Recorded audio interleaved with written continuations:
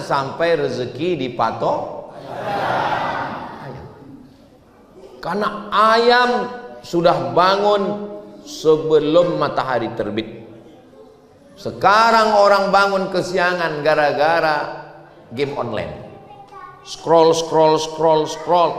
Rezekinya dipatok ayam, diterkam kucing. Habis.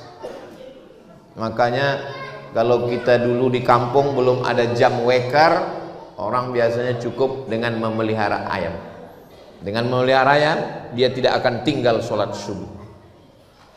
Sekarang sudah ada jam, Pak Ustadz, tidak perlu melihara ayam. Ayam, nama jamnya smartphone. Smart, cerdas. Phone, handphone. Smartphone, handphonenya cerdas. Orangnya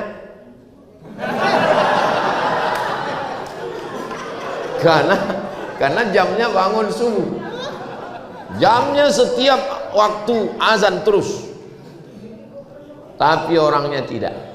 Dan ayam selalu tepat waktu, on time. Makanya kalau mau on time makan, saya nggak ada ngomong begitu. Berikutnya poin yang keempat.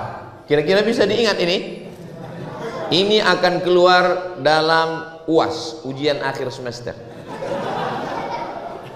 Yang keempat, ayam sejak diciptakan sampai sekarang, cara mencari makannya hanya dengan dua: paruh dan ceker. Pernah ayam jadi supir angkot? Tidak ada. Ayam sejak zaman ada ayam sampai sekarang, lebih dulu ayam atau telur ayam? Sedangkan ayam menetas dari telur ayam. Makanya kalau kita ditanya orang, lebih dulu ayam atau telur ayam? Bilang ayam. Kenapa? Karena dia ngomong ayam. Tapi kalau dia bilang lebih dulu telur ayam atau ayam? Telur. Karena dia bilang telur.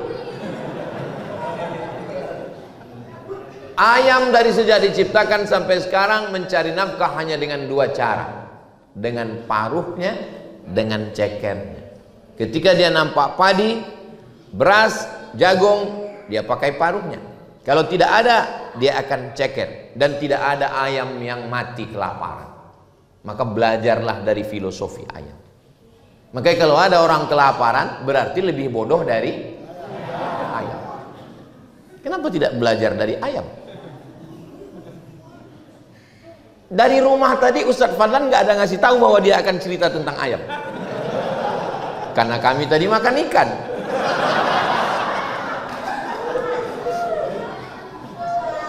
Berikutnya yang kelima, ayam selalu mengeluarkan dari dirinya itu bisa dipakai orang. Ibu-ibu kalau membersihkan debu-debu pakai bulu ayam. Ada orang pakai bulu harimau, langsung ditangkap polisi karena sudah membunuh binatang yang dilindungi negara pakai bulu ayam. Begitulah ayam selalu bermanfaat.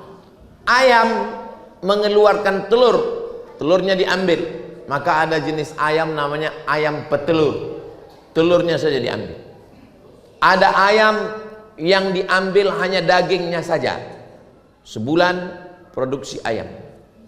Ada ayam tidak diambil telurnya, tidak diambil dagingnya, tapi untuk laga, maka disebut dia dengan laga ayam. Saya termasuk dulu kecil suka melaga ayam. Waktu kecil, matang emak saya, nanti kau di akhirat dilaga di neraka. Sejak itulah saya berhenti. Dulu saya suka melaga ayam, melaga ikan cupang, suka. Nah, jadi sejak itu karena ajaran orang tua berhenti. Tapi melihara ayam suka saya ayam bangkok, ayam yang besar. Ada kakak ibu saya yang ngajari, kau mau biar supaya ayam kau ini ditakuti ayam-ayam yang lain? Oh, suka. Gimana biar ayam saya ini jago? Apakah jalunya dikasih pisau? Bukan. Gimana caranya? Tangkap burung elang, terus ambil minyaknya. Burung elang itu kalau dipanggang ada minyaknya. Ambil minyaknya, sapukan ke badan ayam, lepaskan. Nanti ayam orang lain lari. Kenapa? Karena yang dia cium bau elang. Jadi mana tahu ada yang suka. Coba amalkan. Saya belum pernah nyoba, karena saya sudah berhenti laga ayam. Ambil elang, bakar, keluar minyaknya, sapukan ke kepak ayam. Begitu dilepas, ayam orang lain lari karena dia cium, wah ini CEO yang menyamar. Ayam. Berikutnya yang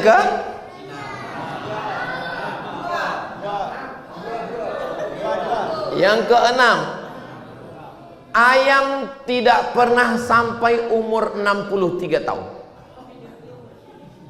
Karena yang ulang tahun ke-63 ini Korem 181. Ayam hanya paling tua, ayam hutan, ayam kampung 5 tahun dagingnya sudah keras. Ayam yang dari barat itu ayam ras, ayam Australia, bahkan ada yang 1 bulan langsung. Dia hidupnya 1 bulan, tapi dia sudah bermanfaat untuk orang banyak. Nikah, makan ayam. Lahir anak, makan ayam. Walimah, makan ayam. Ulang tahun Korem 181, makan ayam. Bahkan ada orang yang takut makan kambing karena katanya kambing mengandung kolesterol.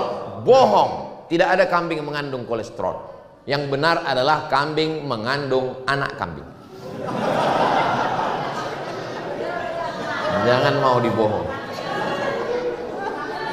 Dan orang yang tidak makan kambing, dia pasti makan, belum tentu bisa jadi makan ikan. Dia tidak perlu waktu panjang untuk bermanfaat untuk orang lain. Hanya 1 bulan hidupnya, dia dipotong, bermanfaat untuk orang lain. Tapi ada manusia yang umurnya 40 tahun, 50 tahun tidak pernah mendatangkan manfaat untuk orang lain, merugikan tetangga, menyusahkan mertua. Maka dia perlu malu kepada Allah, kepada ayam. Masa malu sama ayam? Ini terlalu mendalam kajian malam ini.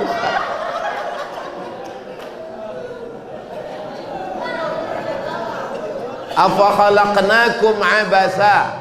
Apakah kami ciptakan kamu sia-sia? Tidak ada manusia ini yang diciptakan sia-sia. Tidak ada makhluk ini yang diciptakan sia-sia. Sedangkan ayam saja yang umurnya pendek ada manfaatnya. Apalagi kita. Jadi yang selama ini tidak mendatangkan manfaat. Siapa orang yang paling hebat di dunia? Khairun nas. Orang yang paling hebat, paling baik. Anfa'uhum linnas. Orang yang paling bermanfaat untuk orang lain. Berikutnya yang ke-7. Ayam. Sampai hari ini, apapun jenisnya, ayam hutan, ayam ras, ayam kampung, semuanya ayam. Belum pernah ayam ini makan ayam. Tapi teman makan. Belum ada ayam makan ayam. Ayam makan padi, ayam makan jagung, ayam makan gabah, ayam. Tapi ayam makan ayam? Gak ada. Tapi manusia, makanya kalau tahu orang jangan seperti ular. Saya dulu berpikir kenapa ular sangat ditakuti? Karena ternyata ular makan ular. Ular makan ular. Ular menelan ular hidup-hidup. Cari nanti di YouTube. Pernah nonton? Belum? Nanti saya share. Ular memakan ular hidup-hidup, tapi ayam tidak makan ayam. Begitu ayam dipotong, coba letakkan, datang ayam satu lagi. Dia hanya turut berduka cita. Dia sedih melihat temannya sudah mati. Makanya jangan memotong hewan di depan mata teman-teman. Tak boleh. Kebetulan kemarin waktu hari raya kurban, lepas satu sapi di masjid tempat saya. Saya ketua masjid. Tutup pintu gerbang, tutup pintu gerbang, tutup kunci. Lalu kemudian ini sapi yang terakhir. Kepala sapi itu sudah panjang semua. Diciumnya satu-satu. Dia dekati satu, dia cium. Dia dekati satu, dia cium. Semua kepala sapi itu dia cium. Saya cari di Google, kenapa sapi mencium sapi? Rupanya sapi mengenali itu bukan dengan matanya, tapi dengan penciuman. Diciumnya ternyata, begitu cara dia berkomunikasi. Dia cium ternyata sudah innalillahi wa inna ilaihi raji'un. Tapi dia tidak memakan, saudara. Ayam tidak pernah makan ayam. Jadi kalau ada di antara kita ini mau makan teman, makan saudara, itu zombie namanya. Jangan kita sakiti orang. Saya cukupkan 7 tentang ayam. Nanti kalau mau diupload di YouTube, buat 7 keistimewaan ayam. Bisa ditonton di channel Ustadz Abdul Somad Official. Jangan lupa subscribe, like, share, and comment.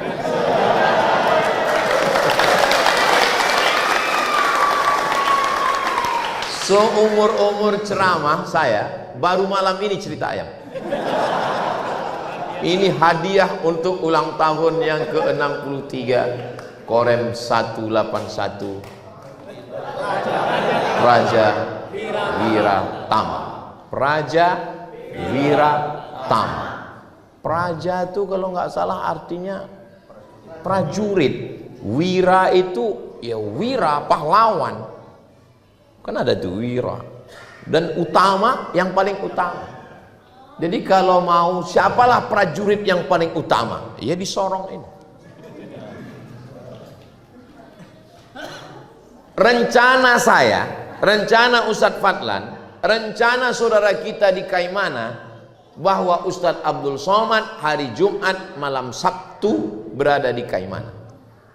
Tapi ternyata rencana Allah, Abdul Somad berada di Korem 181 Praja Wiratama.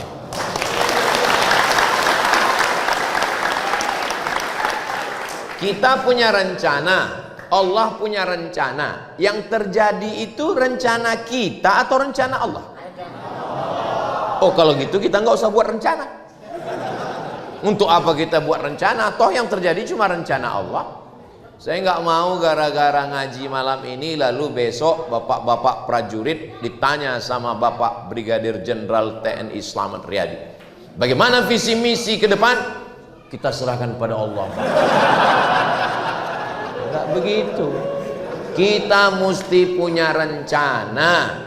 Bahwa rencana kita terjadi, alhamdulillah.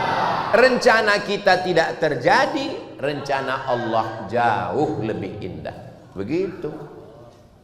Ini anak-anak muda yang belum menikah, mudah-mudahan yang belum ketemu jodoh segera ketemu jodoh. Banyak sekali. Jangan hanya berserah pada Allah, usaha. Minta sama Ustadz Fadlan, beliau banyak punya santri, stok banyak. Tapi sulit. Saya aja udah lama bersahabat belum dapat. Karena beliau punya fit and proper test yang luar biasa. Tapi insya Allah yang 3 ini lulus. Praja Wiratama, pasti dia dapat. Saya ikut mendoakan dari jauh. Jangan sampai kita tidak punya rencana untuk hidup sama sekali. Yang penting dalam hidup ini kita punya rencana. Itulah yang disebut dengan ikhtiar.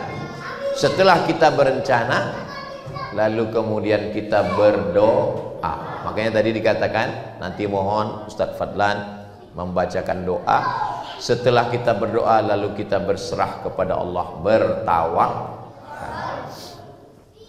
Lau tawakkaltum 'alallah haqqa tawakkulih. Kalau kamu bertawakal kepada Allah sebenar-benar tawakal, kamu akan seperti unggas unggas.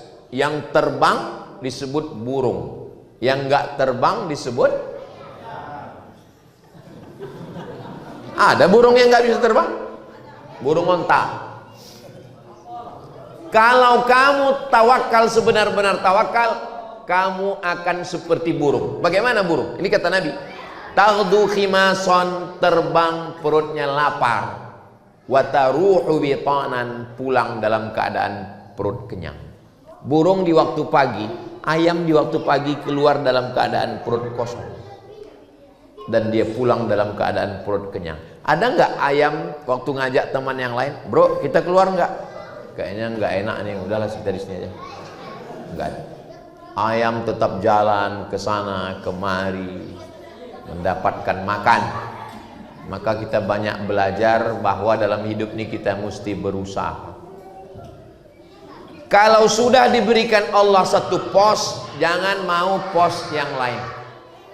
Sudah ditempatkan Allah menjadi tentara nasional Indonesia, TNI, berarti inilah pos pengabdian kita.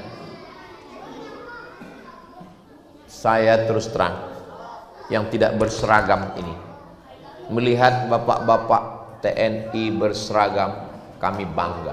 Ustadz Fadlan bangga, saya bangga. Kami yang nggak berseragam ini, Bu, kalau ngelihat tentara sholat di masjid, bangga sekali. Saya yakin ibu-ibu juga bangga. Walaupun suami ibu nggak tentara, ibu akan berkata ke anak ibu, lihat itu jenderal sholat, lihat itu kolonel sholat, lihat itu tentara sholat. Bapakmu baru jadi security udah nggak sholat. Mohon maaf security, jangan tersinggung.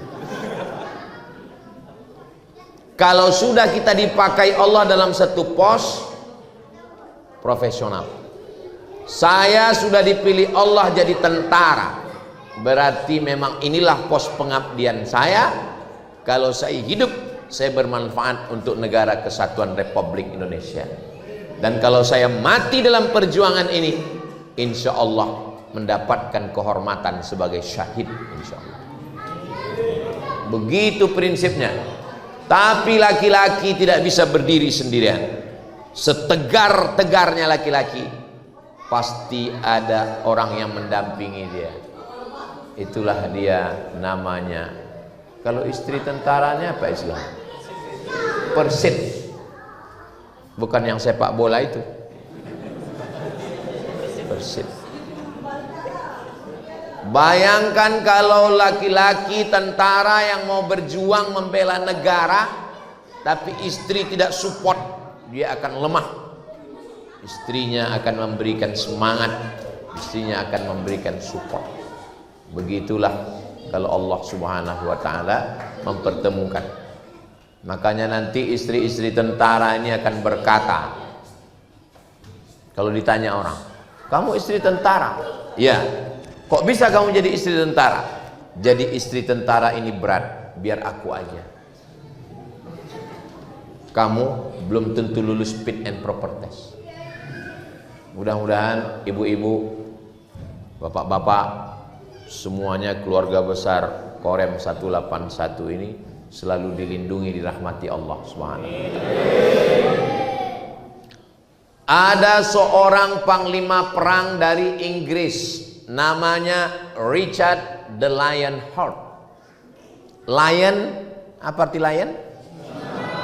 Bukan pesawat terbang. Lion singa. Heart, my heart. Richard the Lionheart, Richard berhati singa. Karena dulu raja-raja itu suka pakai nama singa.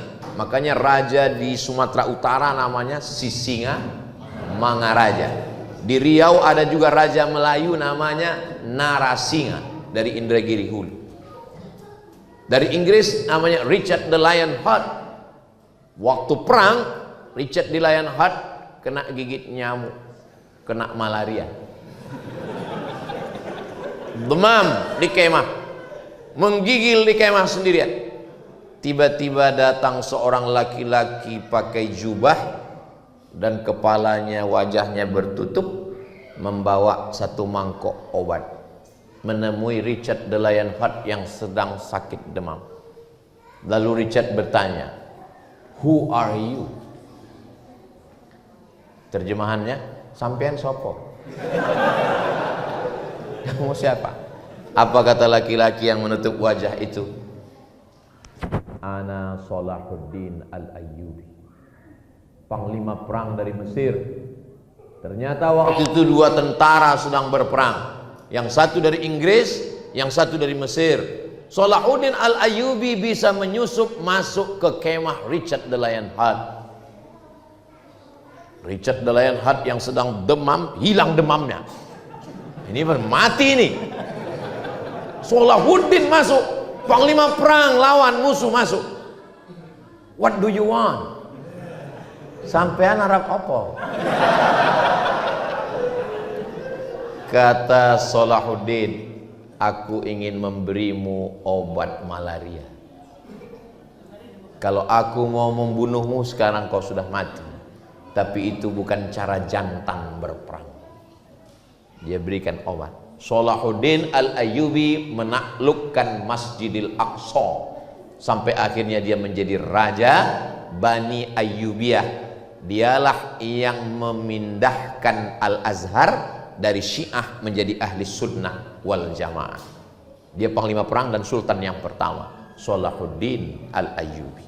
Makanya kalau ada yang nanya saya, "Ustaz, kapan kita membebaskan Palestina?" Aku bukan tentara, bro. Kenapa Salahuddin Al-Ayyubi berhasil dan dia punya akhlak? Dia tidak membunuh panglima yang sakit. Karena dia belajar membaca kitab ulama tasawuf, namanya Imam Al-Ghazali, meninggal. Mudah cara ngingat tahun meninggalnya, 1111 Masehi. Tahun hijrahnya 505. Sama juga mudah ngingat tahun lahir saya, 77. Terbuka kalau saya udah tua. Ulama ngajar tentara, ulama mendidik tentara, sampai akhirnya tentara itu bertauhid, takut kepada Allah. Tapi dia tidak hanya sekedar perang, dia juga berakhlakul karimah. Dia tidak boleh membunuh musuh yang sedang sakit. Palestina menang, direbut oleh Salahuddin Al-Ayyubi. Ini Maroko, Mesir, Libya, Tunisia, Aljazair, Maroko. Kebetulan saya kuliah dulu di Maroko. Saya cuma mau ngasih tahu saya kuliah di Maroko. Sampai di Maroko, Afrika Utara, dia naik kapal untuk menyeberang Selat Gibraltar menuju Andalusia. Sekarang kalau saya tanya ke mahasiswa, tahu Andalusia? Banyak nggak tahu. Andalusia nggak tahu? Enggak. Real Madrid Barcelona tahu. Real Madrid Barcelona. Menyeberang dari Maroko menuju Barcelona. Sampai di tengah laut, nama panglima perangnya Tariq bin Ziyad. Siapa namanya? Tariq bin Ziyad. Dia ambil api obor, dia bakar kapal. Ainal mafar, kalian mau pergi kemana? Kalau mundur ke belakang, mati konyol. Kalau maju ke depan, mati syahid. Mau mati konyol mau mati syahid? Mati syahid. Allahu Akbar. Islam berkuasa di Spanyol 700 tahun. Maka terkenallah yang disebut dengan Alhambra, terkenal dengan Cordova. Di sana ada satu patung, seorang laki-laki, tangan kirinya memegang buku, tangan kanannya memegang kepala. Seorang filosof namanya Averroes, bahasa Arabnya Ibnu Rushd. Islam berkuasa di Spanyol 700 tahun. Tapi yang namanya negara, kerajaan, yayasan, generasi selalu terbagi menjadi 3. Pejuang, penikmat, penghancur. Kakeknya pejuang, anaknya penikmat, cucunya penghancur. Makanya kalau kita mau anak kita terus berjuang, cucu kita terus berjuang, jangan kasih dia hidup nyaman. Dia harus terus berjuang. Jangan sampai dia berada di zona nyaman, comfortable zone. Bangun pagi, tarik selimut, scroll, nyantai. Nggak boleh ada zona nyaman. Maka kita mesti belajar kepada ayam. Kita masih ayam. Walaupun kita sudah ke Spanyol kemana-mana, kita masih ayam. Ayam tidak pernah nyantai. Ayam terus berjuang. Ayam yang nyantai hanya ayam kandangan. Ayam yang diikat dalam kandang. Ayam yang natural, dia akan terus berjuang mencari makan. Maka kita juga begitu. Islam bisa hebat karena tentara-tentara yang hebat. Apa yang paling hebat di zaman dulu? Biasanya ada dua blok. Satu blok barat, satu blok timur. Yang blok barat namanya Donald Bebek, Donald Trump. Yang blok timur namanya Vladimir Putin. Dunia sekarang dua blok, blok timur dan blok barat. Zaman Nabi juga dua blok. Satu blok namanya Romawi, satu blok namanya Persia.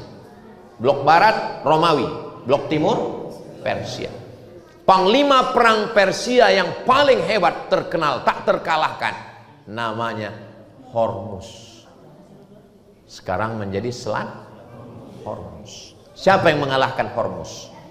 Jangan kemana-mana, kita lanjutkan setelah yang satu. Siapa yang mengalahkan Hormuz? Yang mengalahkan Hormuz adalah sahabat Nabi, panglima perang. Kalau diukur setiap jengkal tubuhnya, dijengkali setiap tubuhnya, tidak ada kecuali 3 bekas. Bekas tombak, bekas pedang, bekas panah. Namanya Khalid bin Walid lah yang mengalahkan Hormuz. Di akhir usia tuanya Khalid bin Walid menangis di atas tempat tidur. Sahabat heran, kenapa engkau menangis Khalid bin Walid, kau panglima perang? Kata Khalid bin Walid, aku menangis karena setiap jengkal tubuhku bekas 3. Bekas tombak, bekas panah, bekas pedang. Terus kenapa kau menangis? Aku menangis kenapa aku mati di atas tempat tidur. Kenapa aku tidak mati syahid? Kenapa aku mati di atas tempat tidur? Kenapa aku tidak mati syahid? Maka hewan pun bangga kalau dia mati syahid. Siapa hewan yang mati syahid? Ayam. Karena dia disembelih atas nama Allah. Bismillah. Tiba-tiba datang orang nelpon dengan suara yang tersengal-sengal. Ustaz Somad. Apa saya bilang? Ini ada kambing ayam yang ditabrak truk. Saya kebetulan pinggir jalan, udah mau mati Pak Ustadz. Kalau mati jadi bangkai, kalau disembelih jadi halal. Sembelih, saya bilang, sembelih. Selesai itu handphone pun mati. Baru saya sadar, ayam siapa? Kena prank saya. Ternyata dia cuma mau menghalalkan saja.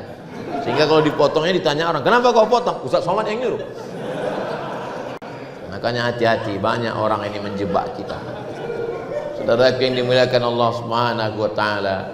Jadi kalau sudah ditempatkan Allah pada satu pos, jangan mau jadi pos yang lain.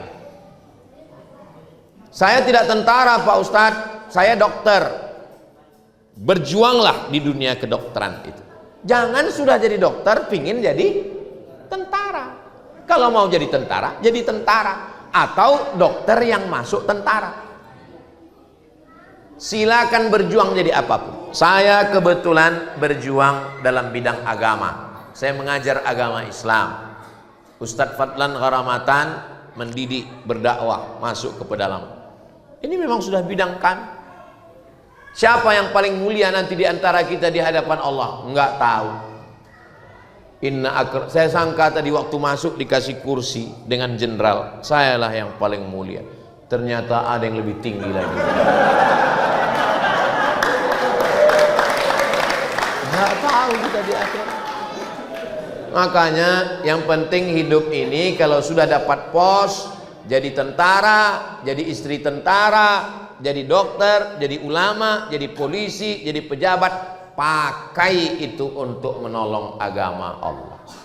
Kira-kira Ustadz Somad, Ustadz Fadlan dengan tentara, kalau dia ngelarang orang buat mungkar, buat dosa, yang lebih didengar orang Ustadz Somad atau tentara? Ada orang main judi, terus datang saya melarang. Innamal khamru, khamar, wal maisir, judi, wal ansab, menyembelih binatang untuk berhala, wal azlam, mengundi nasib, rijsun, najis, min amali syaitan, perbuatan setan, fajtanibu. Dia nggak peduli. Emang masalah buat Allah? Dia nggak peduli. Padahal saya sudah bacakan ayatnya. Tapi kalau tentara yang datang, nggak perlu baca ayat, cukup dia cabut bayonetnya. Masih mau? Mencret dia langsung. Selagi pisau masih ada, selagi senapan masih ada, selagi pistol masih besi, selagi seragam masih ada, pakai. Selama masih ada aturan negara yang melindungi. Jangan nanti ketika sudah baju ditarik negara, pistol ditarik negara, barulah datang pengajian dan nanya, Ustadz Fadlan, apa yang bisa kita lakukan? Bapak masih aktif? Sudah pensiun, Pak. Ya, banyak-banyak istighfar aja lah, Pak.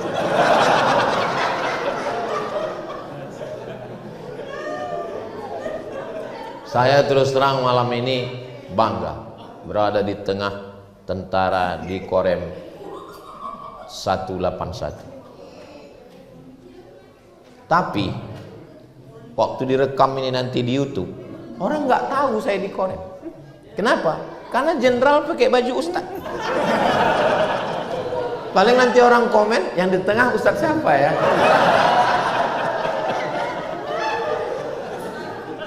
Masya Allah, tabarakallah. Langkah, rezeki, pertemuan, maut, kuasa Allah, bukan kuasa kita.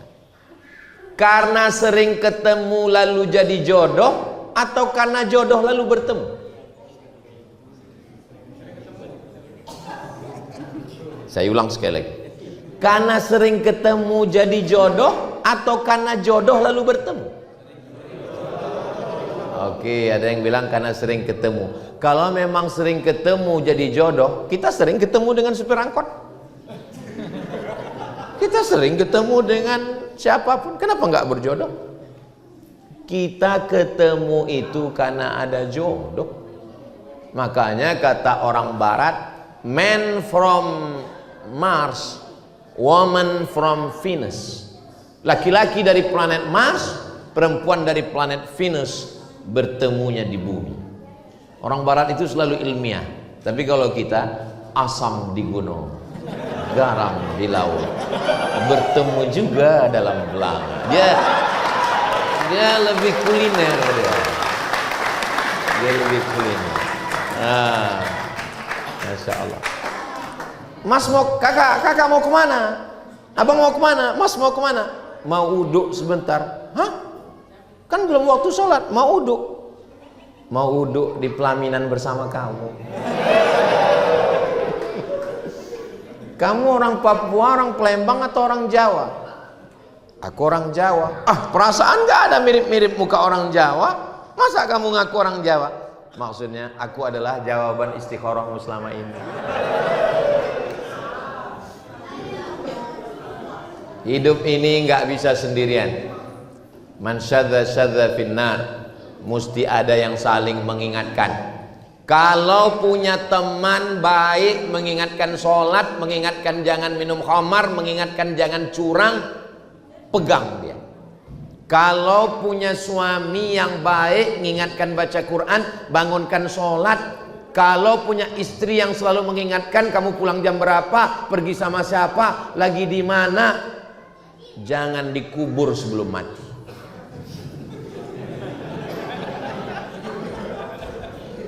Al-mu'minun laki-laki, wal mu'minat perempuan, ba'duhum awliya'u ba'd, mereka saling tolong menolong. Malam ini spiritualnya dikuatkan. Dan besok pagi dalam rangka ulang tahun Korem 181, pentas sudah siap dan besok akan ada lari untuk sehat. Karena banyak juga sekarang orang suka jogging, lari, pas ditanya, "Kamu kok lari?" Supaya bisa lari dari kenyataan. Asik gitu.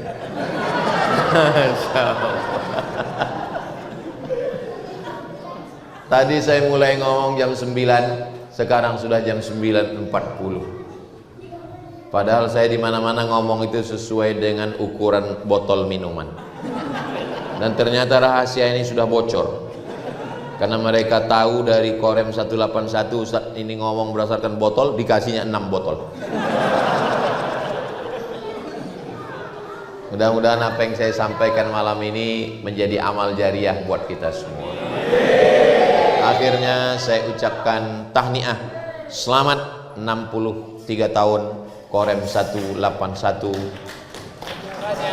Raja Wiratama. Semakin solid, semakin kuat, menjadi patriot, menjadi prajurit, menjaga negara kesatuan Republik Indonesia.